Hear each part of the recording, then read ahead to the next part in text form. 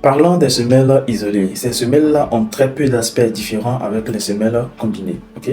Donc, les semelles combinées, en soi, généralement, si vous avez bien regardé la vidéo des semelles isolées, vous allez comprendre que c'est le même principe en termes de détails constructifs à quelques détails près. Ok.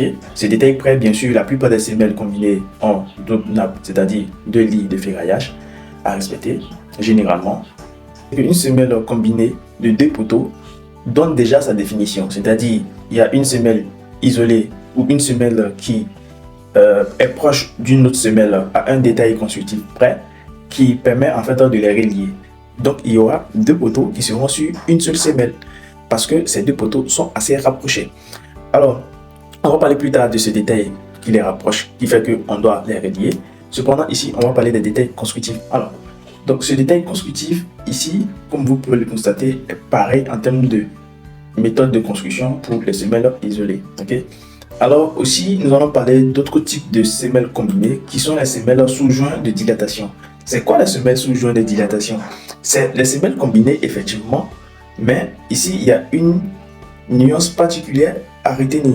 C'est que ces deux poteaux qui se joignent sur une même semelle sont en quelque sorte divisés par un joint de dilatation. Alors pourquoi le joint de dilatation ici?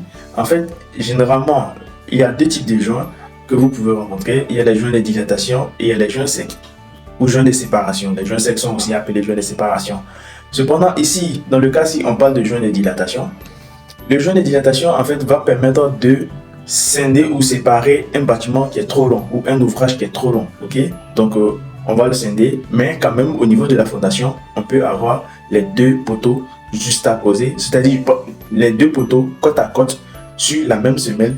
Généralement, vous allez constater que ici au milieu, vous aurez une plaque intermédiaire. Il ne faudrait pas le faire en une matière qui est sec, sinon il n'y aura pas vraiment l'effet escompté. Parce que quand on dit dilatation, on parle vraiment de variation d'ouvrage en fonction de la température. On parle de variation ou de déformation du béton en fonction de la variation de la température. Ok, pour les ouvrages qui sont vraiment énormes, ou les grands bâtiments ou les longs bâtiments. Donc, il est nécessaire de ne pas mettre aussi des joints secs à la place des joints de dilatation, de telle sorte à ce que le bâtiment puisse se dilater comme il le faut. C'est que ces deux méthodes sont employées de façon différente, mais peuvent être les mêmes pour certains cas.